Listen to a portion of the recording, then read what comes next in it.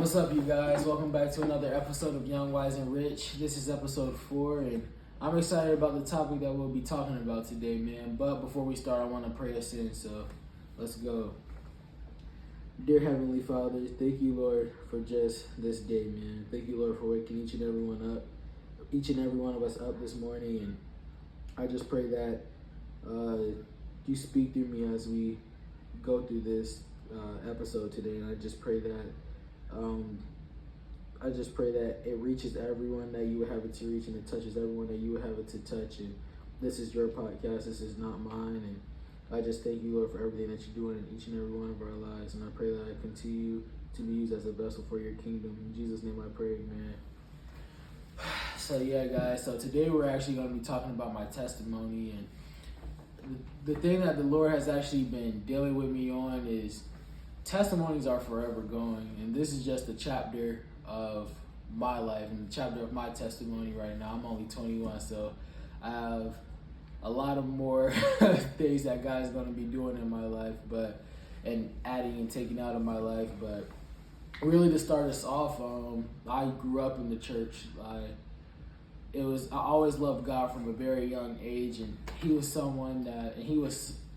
Every time I learned about him and learned about one of the heroes in the Bible, and it just was like, man, like it was better than watching TV to me. Like, and you know, we'll go to kids' church, we'll go to church and come back home, and you know, my parents, they were very serious about raising us like that. So it was just in my own life, especially at that age, you know, being a kid, you know, it's a lot of things that you don't understand, but you know, that's also why he tells us we have to become like children again to enter into his kingdom. Like, you know, like I just had so much faith at that age, and I believe that he can do anything. Like, and luckily God placed a lot of people in my life that I saw as in pastors and people prophesy over people and heal people. And I just knew from the very beginning of my life that God was real, and he was this miraculous spirit and this miraculous person. And I just, you know, heard about Jesus, and I'm just like, you know, like, wow, like he died on the cross for my sins, and he was the ultimate sacrifice. And, you know, you're hearing about these things in church and all this other kind of stuff, and to be honest, man, that was just the beginning of just my walk with him, just hearing about him. And you know, I grew up in Tallahassee, so just the churches that we were at, it was very everybody was just so on fire for God and just so hungry to just know the word, and you know, just constantly in it. And God placed those people in my life and placed mentors in my parents' lives, and you know, I was able to luckily God placed people in my life that they never really treated me like I was a kid, like, you know, just like, oh yeah, this is just like, you know, they didn't talk to me like I didn't know what I was talking about. They didn't hold stuff for me, and I thank God for that, because you know, that helped me grow so much, just being in those rooms as a 7 and 8 year old, actually listening to people talking about God and talking about just the struggles and stuff in their own lives. And he really just helped me just understand, like, you know, our lives are not our own, and he sent people to also show me that. So, you know, it was my early years just very very good, and just very I was very just thirsty just to know the word, man. And we moved to Orlando when I was 10 years old. We moved to a city in Orlando called Longwood, Florida, and it was a very hard transition because we didn't have anybody, we didn't have many friends there. And you know, just being in school, everybody was just like so different. You know, when you're the new kid in any place, that's already hard. So I would say like 4th grade, it was extremely hard just being the new kid and not really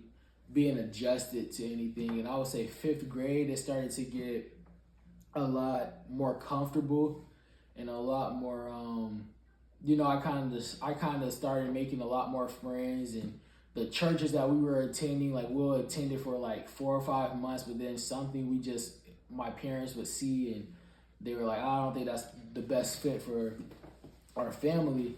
So it was just very rough, because it seemed like right when we were kind of getting comfortable out of space, it was like we had to pick up and leave and go to the next one, and that was just very hard at first. But I still loved God, and I still was asking a lot of questions about him and all of that. And we were at this church, and I thought that was going to be like the church that we were at like forever, but it was a lot of stuff going on within that church. And at that point I was like, man, what is going on? Because this is like the second or third church that we've been to, and it's just like not really like, it's not like Tallahassee. And that was my biggest thing. I was always comparing everything to Tallahassee. I was comparing my school in Orlando to the school in Tallahassee. I was comparing the churches in Orlando to the churches in Tallahassee, and it just seemed like everybody was like so different. It kind of seemed like it wasn't necessarily that same fire and that same thirst for God that I once saw.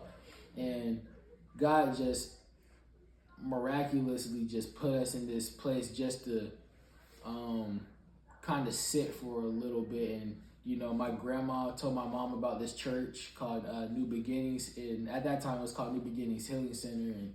And right when we joined, man, you could just see, like, I was like, wow, like, I kind of see in this church what I saw in Tallahassee, but it was just a kind of totally different thing. Like, even in Tallahassee, like, when I first lived here, like, I didn't see a lot of people speaking in tongues. I didn't see a lot of healing and people being slain in the spirit and stuff. So it was like a lot of, like, God was really opening my eyes at that point in my life. And joining that church, I was like, in kids church, and I was like, wow, like, this is actually like pretty fun. Like, you're learning about the word, and you're meeting new people and meeting new friends. And I was very close with the pastor, Pastor Jonathan. And it was like that season of my life, man, I look back and I really thank God for it, because it was like, I can look back and see like how he was even moving in my life at such a young age. I was 11, 12 years old at that point when we started attending that church. So, I remember, it's a funny story. I remember I was sitting like, in the sanctuary, and the church every like month, I believe, they used to have like a healing service. There used to be like a lot of people like that couldn't walk in wheelchairs. They'll come to the service, people that couldn't hear, people that couldn't see, like people would bring their families. And I would see Pastor Jonathan just like pray over him, and sometimes he'll just blow, like he'll be like, and the people would get up and walk. And I was like, wow, like this is like, to me it was crazy. I'm like, bro, like this is not real right now. Like this is just like, I've never seen this before, and especially in person. And as a kid, it actually scared me. So I was like, I remember like when he would want to pray for me, and he like, and he would prophesy over my life, man. And I was just so fearful of, I see the people slain in the spirit. I'm like, bro, what is going on with them? Like, are they okay? Like, like, I'm like, do we need to call people over here? Like, they're just laying on the ground with a cover or with a, like, sheet on top of them or whatever. So I'm like, this is, like, just wild. And it was so much healing that was going on in that place for individuals and for families. Like, I remember, like, there was just such a disconnect. Even between my parents. Like, I never really seen my parents. My parents never really argued in front of us. Like, if they did get into a disagreement or anything, it was private. They always talked about stuff. And then especially they were very cautious of not doing that around us. And that's something that I applaud them for and I love them for. And, but even in Orlando, man, it was just, my mom wanted to stay in Tallahassee. My dad was like, he thinks Orlando is the best. So it was like just that clash right there. It's just like we didn't want to stay in.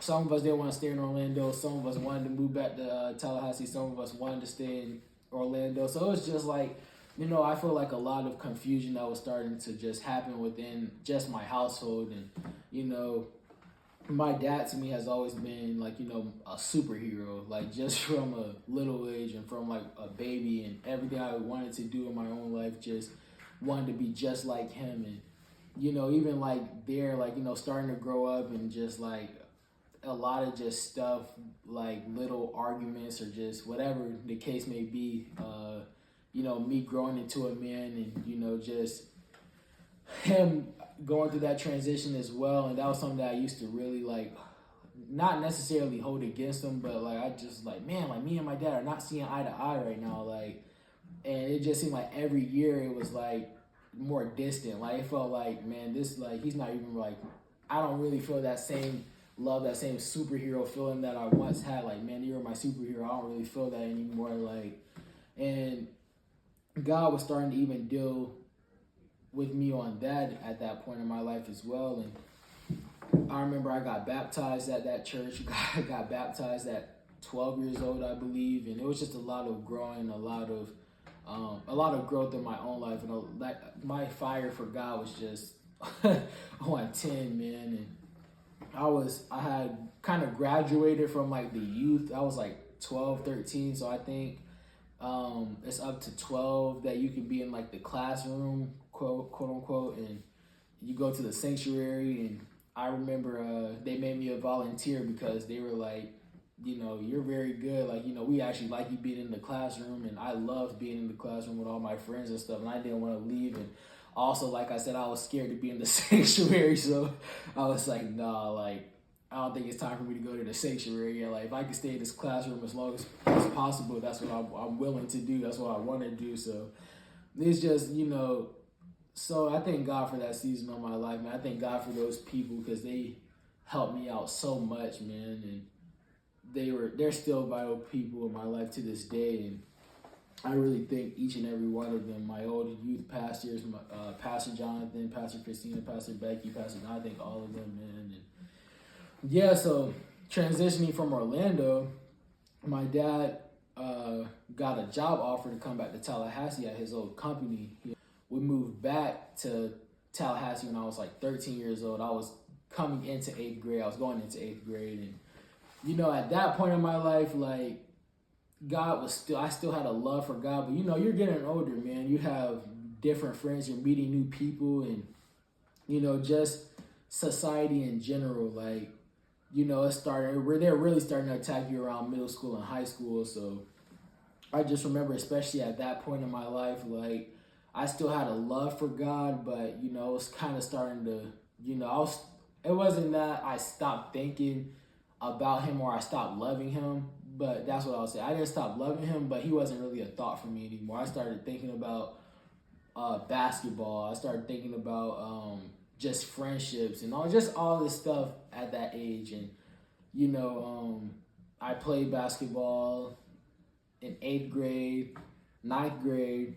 So also I didn't mention in 5th grade I got taken out of school and I became homeschooled, and that was also a rough adjustment from being in school from like kindergarten to 5th grade. It was a very rough adjustment, just on the standpoint where I was like, man, like I'm only around my 3 sisters now. Like I remember like 5th grade felt like everything kind of got turned back around. Kind of felt like everything was normal again. Like how I said it was in Tallahassee. Like 4th grade, very rough.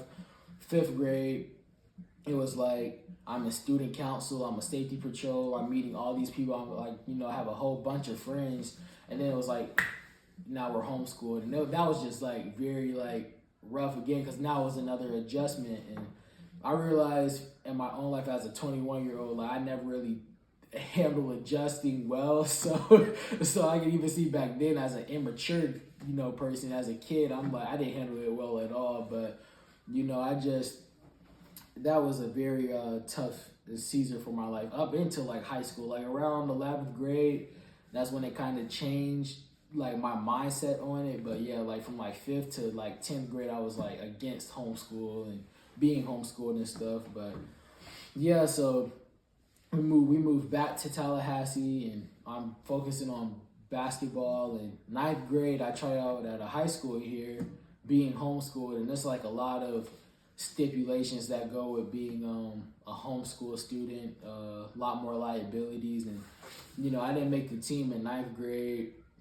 And then also I remember like feeling in 9th grade like, man, like basketball like isn't as fun as it used to be for me. Like, and I could just see back then I didn't really have like a feeling to describe it or to be specific with what I was feeling, but I can see like the biggest reason I loved basketball, and the reason I loved basketball in general, was because of my dad. Like, he was this great basketball player in high school, played at FSU, played at Auburn.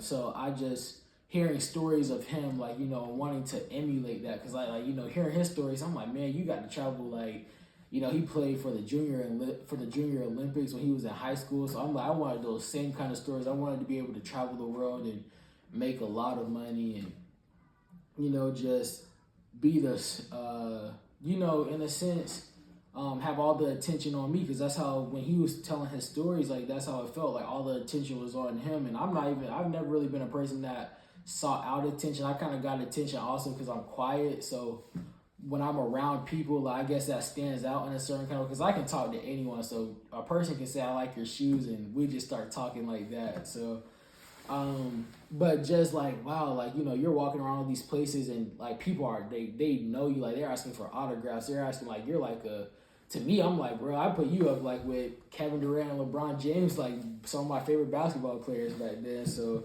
I'm like, wow, like I want that same kind of story. I didn't really want to even carve out my own path. I'm like, I want that same thing that you have. I want that you had. And around ninth grade, it wasn't really fun for me anymore. Like, it just was like, like, I don't really know. Like, I'm not outside for 5-6 hours shooting the basketball anymore. I'm not, you know, watching film on anybody anymore. Like, you know, or like film of my favorite players. I'm not doing that anymore. And, you know, I was like in a stuck place because I didn't know what I truly wanted to do. And I was just like, bro, like, what am I? Like, you know what I'm saying? Like, I'm like, I want to play basketball, though. Like, I want to play basketball, but at the same point, I don't really have that same desire that I once had. And then in 10th grade, it was like the same thing. And at that point, I'm like, nah, like, I can't do this anymore. I don't, like, this isn't what, if I'm not going to give my all to anything, I'm not going to do it at all. That was my mindset I've had from a very young age. Like, when I get into something, I'm very focused on that objective. I give all my energy to it. So I was like, you know, at that point, then also around ninth grade, you know, you're going through puberty and stuff. So I'm like, skin wise, my skin started to like break out, and, you know, I got like eczema. So like I was very like, you know, and then, you know, here in church you hear like, you know, God, like, you know, you pray and, like, you know, I would hear, yeah, you pray and instantly it happens. Like, you know, like I would hear, oh yeah, man, like, you know, my grandma was dealing with diabetes and she got prayed for and instantly it went away. So I had that same kind of like mindset, like, okay, I'm gonna pray and expect it. Like, you know, not even necessarily have faith in it, because I'm still putting my faith in every other thing. I'm putting my faith in doctors and dermatologists and all this other kind of stuff. And I would pray, and, you know, it just still seemed like, it kind of seemed like it was getting worse than better. And I was just like, you know, I was kind of like, man, like, it was like a big disappointment. And God, me and my dad, we're still not seeing eye to eye on stuff. And, you know, also, like I said, I was very against being homeschooled. And it was just a lot of stuff in my life at like around 14 and 15. So God wasn't even really a concentration for me anymore. Like, honestly, only time I thought about God was at church. And after that, he wasn't really a thought for me anymore. And also just, you know, seeking after all the things that, you know, I always understood I was set apart. Like, I could be in a room and I just couldn't act like how other kids my age were acting. I wasn't into all the stuff other kids my age were into. Like, you know, oh yeah, like, you know, we're drinking, or, you know, this girl, I had just slept with her. Like, I was never really into that stuff. I knew the word, so I think that was always in me, even though I wasn't seeking God as much as I felt I was when I was a kid. So I knew from a young age, like, no, I'm avoiding that. Like, I have family members that drink every single day. I don't want to be like them. I have, you know, like, I see the bondage in some of my friends when they're sleeping around and they break up, and it's like, you know, they're heartbroken or they're dealing with their own stuff. So I knew instantly, like, man, like, like, I don't want to do none of that. So, like, and I was raised to wait until marriage. I was raised to that your body is a temple. I didn't really understand that back then, but I did understand, like, man, there are consequences to your actions. So, like, I know I see kids who are 14 and 15 who are pregnant right now. So I'm like, nah, like, that's just, like, look, it was really God, but back then I just thought it was myself in that aspect of like, no, I don't want that for my life personally. Like, I have stuff I want to accomplish. I don't want to get into any foolishness or anything. So, but you can see how God was in it all along. But yeah, man, around that age, I was just like very very focused on everything other than God. And at the church we were at, we started attending a church when I was 14 years old as well. And it was right when we moved back to Tallahassee when I was 13 and 14. And at 14 years old, we started attending this. Like, I was about to be turning 15 like a few months after that. But we attended this church when I was 14 years old. And they had a kids church or youth ministry that me and my sisters would go to. And I met like a lot of people there. But I could even see like just how things were like being ran, and I could see just the religious aspect in a lot of people's ways. So that's kind of, when you're around that also becomes your mindset. So you're not really having a relationship with God anymore. You're living by what they say are His rules, or religion. So I had that. It also became normal to me. So I was just like, like, yeah, I was raised like this. I was raised to think like this, but this is not like normal for me. Like, this isn't what it once used to be. And it was very cliquish. It was just a lot of problems, like people starting problems with my mom or my parents or even us. Like, I remember we had a certain teacher, and if he asked us a question, like, I'm gonna just come up with a little example real quick, like, how many days was it when Jesus rose from the grave? And if someone was like, I don't know, maybe a week or something like that, he'll be like, you're wrong. Like, it's 3 days. And that's not the way that you handle things with children, especially. And it was just a lot of stuff in my own heart, because like, all these teachers that I have right now, like, I once liked them when I joined the church. When I was 14, I'm like, yeah, all these people are cool. But then like at 15, 16, there was a lot of just stuff that was going on where I'm like, man, this isn't right. Like, had a teacher, he was like, yeah, man, I see demons on you guys. Like, we're just all talking. We didn't even do anything to warrant that response and warrant for him to say that. So my heart was really getting hardened towards the people at the church and just the church in general. And I was just like, man, like, I don't really want to attend church anymore. Like, that's like how my mindset was. Like, I really was like, bro, like, this, like, I can understand when people are like, they've been church hurt. Like, I actually understand it now. Like, it seems like people are rejecting us here, and this is the place that it's supposed to be the most welcoming out of anything. So I was just like, I can't continue to do. Like, I was at that point in my life where I'm like, I really was like, I get, if I'm gonna worship God, I'd rather do it at home. Like, I don't want to be at a place that people are just being foolish for no reason, to people for no reason. Like, no one's giving them a reason. Like, you're going in a room. I remember also one more time, I went in a room, and this our youth pastor's wife, she was like, when you come in a room, you speak. And I'm like, dog, I just walked in here. Like, you know what I'm saying? Like, I just opened the door, came in the room before I could even open my mouth and say anything. Like, so it was like that type of stuff where I was like, man, like, what's going on right now? Like, this is, like, I'm starting to get offended, and it was just stuff like that. So at 17, we stopped going to the church. Our car had broke down, so we had my dad's truck, but he only had like 2 or 3 seats, and it was like 7 of us at that point. So we were like, man, we'll just watch services online or whatever. And I'm like, at that point in my life, I kind of started to really get my relationship with him. It wasn't like, and that was for the first time ever. Like, that was like the first time I can say, like, I was like around 17, 18 years old. I wanted to get to know God really and God truly. It wasn't more so like, oh yeah, this is what's good and this is what's bad. Like I was like, no, like I actually want to have an actual relationship with my Father. And that was still trial and error because I was still also focusing on other things like, relationships. I kind of became an idol to me. Like, seeing my parents' marriage and yeah, they had their ups and downs, but just seeing like how much they loved each other, how much they loved God, and I was like, man, like I want that.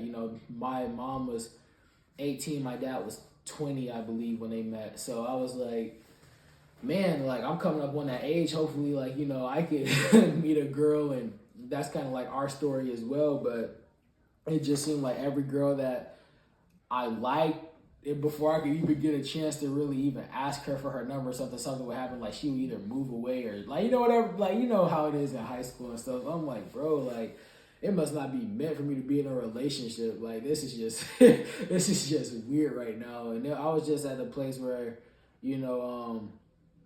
God started to really reveal stuff to me. Like as a 21-year-old, I can see him revealing it to me. Back then I was just like, I didn't really, like, again, I say, like, I couldn't really describe what I was feeling. I couldn't really describe what it was. Because even waiting until marriage, like, sometimes I used to have those self-righteous thoughts. Like, I would never say it, but sometimes I would think it, like, man, like,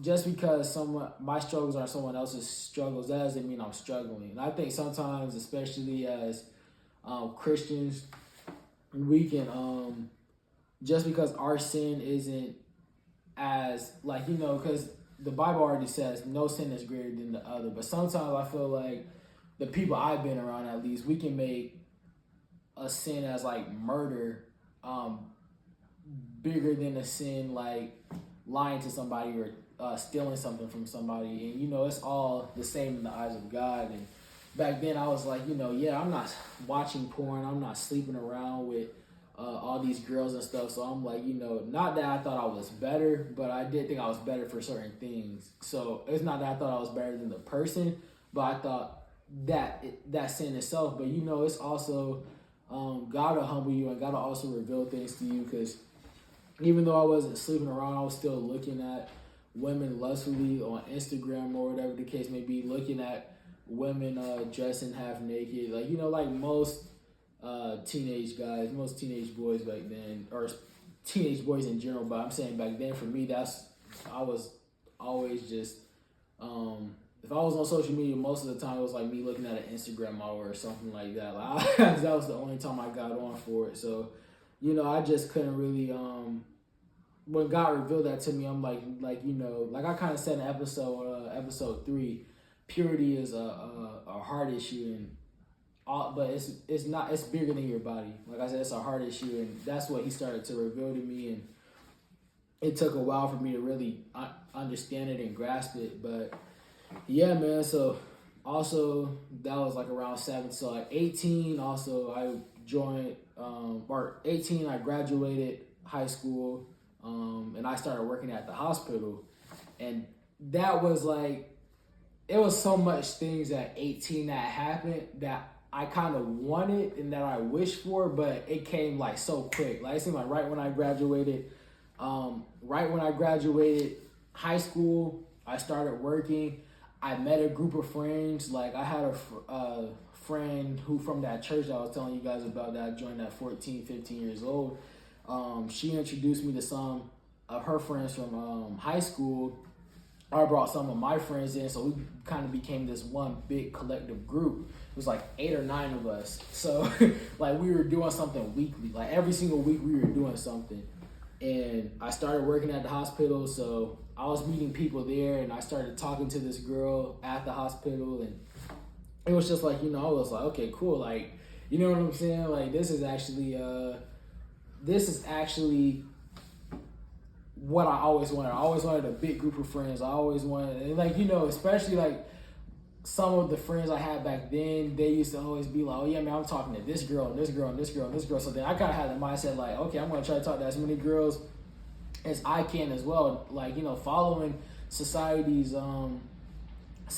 standards and following that way of life, and I was getting like girl after girl Instagram, and trying to talk to him, but never really went far. Even the girl who I really kind of started to like, I would like take her serious. That didn't go far either. Like, we never went out or anything. But I just thought, especially back then, like, okay, cool. Like, this is what I've always wanted, and it was at that point in my life. I remember working there, and it was a slow day, and I remember God literally telling me like.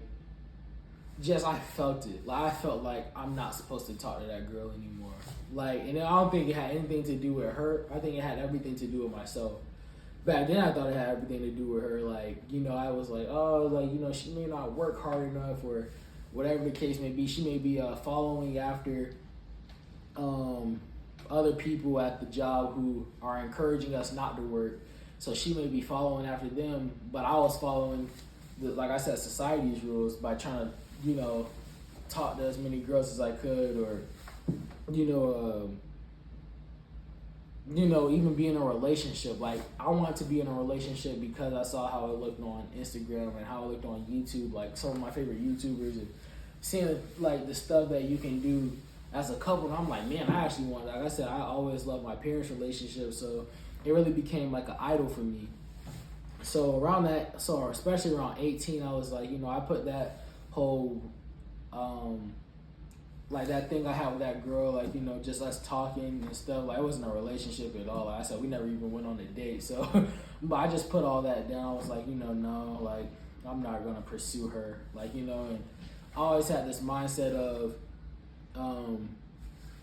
my mom always told me, my dad always told me, my parents in general, they always told me, treat a girl how you would want somebody to treat your mom, how you want someone to treat your sister. So I always knew, like, I was never like, if I was talking to a girl seriously, like we're dating, I knew I was like not gonna be entertaining other girls, or I'm not gonna pursue a girl even though I don't like her. So I was like, like, I don't like her in that way. So I knew from a young age, like, I'm not ever gonna purposefully hurt anybody.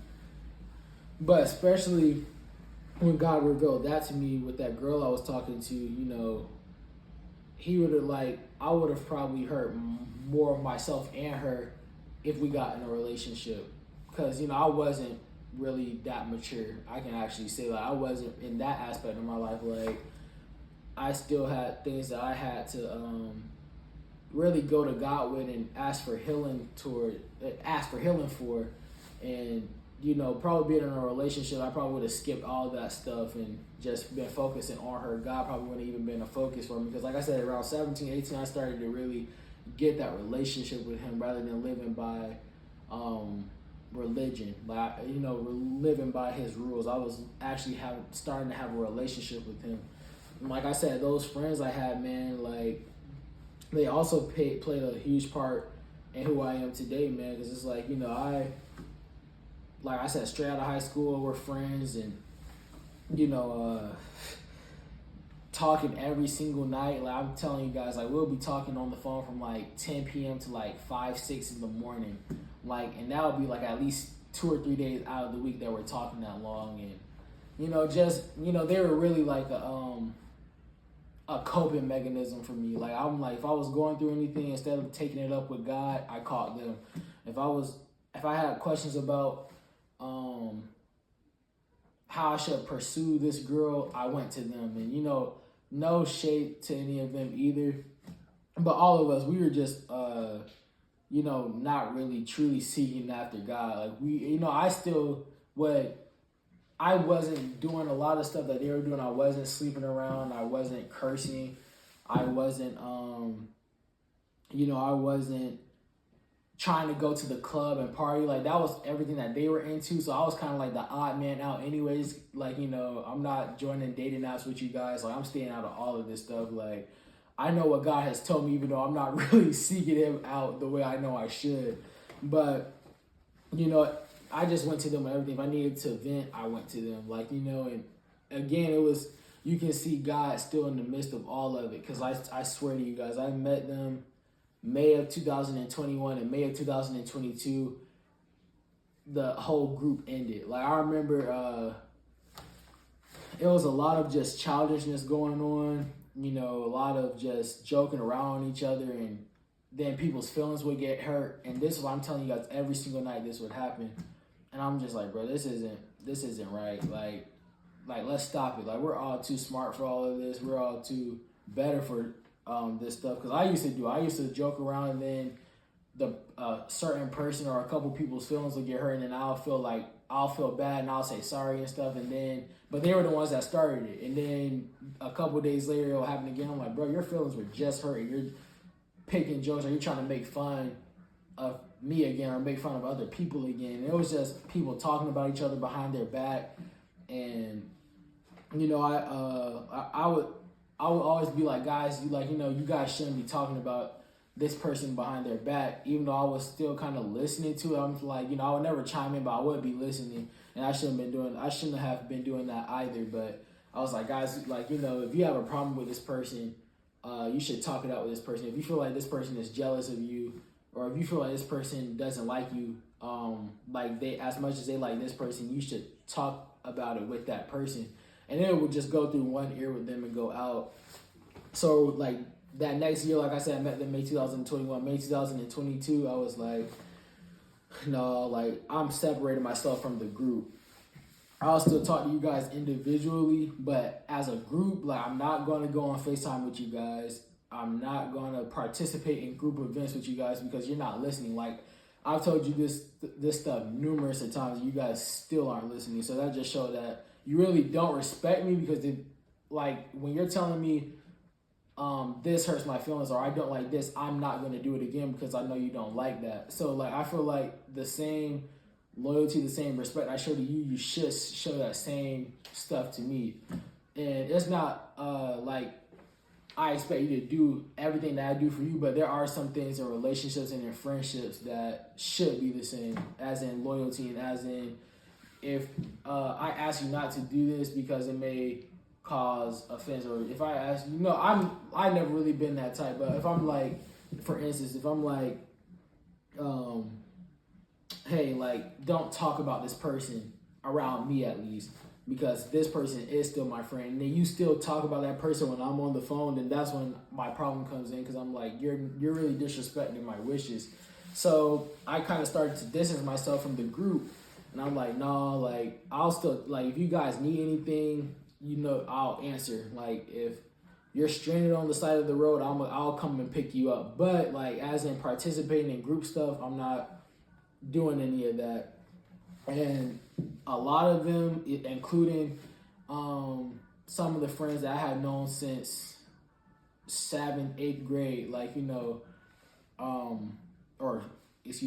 9th grade, friends that introduced me to some friends, and some of the friends I brought in, it was a lot of just, you're not telling us the truth, or, it was just a lot of childishness, man. Not even going into deep depth with it, but, coming to find out a lot of them are talking behind my back and stuff. So I was just and it's so funny because around that point in my life, I was asking God, God, it's kind of like that scary prayer that I had prayed for the very first time. And I'm like, God, if this, remove everybody. I remember distinctly, and I still pray this prayer to this day. I said, if there's anybody in my life that isn't supposed to be in my life, remove them from me. And place the people in my life that are for you, that are for me, and make me that person, make me that friend. And no lie, you guys, a day later, all that stuff happened. So when I'm telling you I had 8 or 9 friends, now it's just down to 2 or 3 who I'm actually talking to, who I actually, who I'm really in a friendship with, so it was just so weird because, they were, like I said, a coping mechanism. So if I had a problem, like I said, I went to them. So I really thank God, because around that point, I realized, if I have a problem, I'm coming to my Father. If I have a question, I'm coming to my Father. Even if I may not, because even with, I was talking about with my skin, understanding God does everything in His time. And having real faith, true faith, is believing that even if I may not see the results, even if I may not see that miracle in the time that I want it, I'm going to trust you to know that I'm already healed. I'm going to trust you to know that you've already done what I've asked you to do. Even if it may take 10 years, even if it may take 2 or 3 years, I'm gonna still trust you and I'm gonna still worship you and praise you.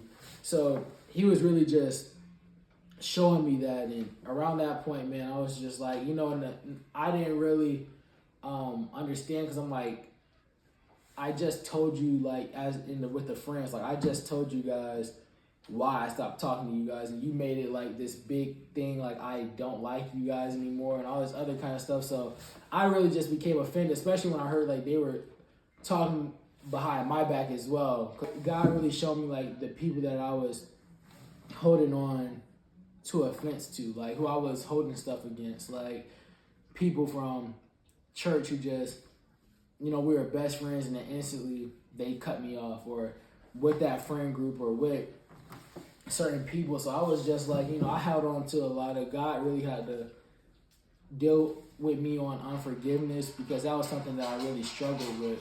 And, I just, especially at that 18, 19, man, I'm like, bro, I have nobody now. I pray that scary prayer, and it's like I have nobody to really talk to. Like, it was a lot. It was some people in my life that were there already, but God just showed me, like, and God made that friendship into what He called it to be.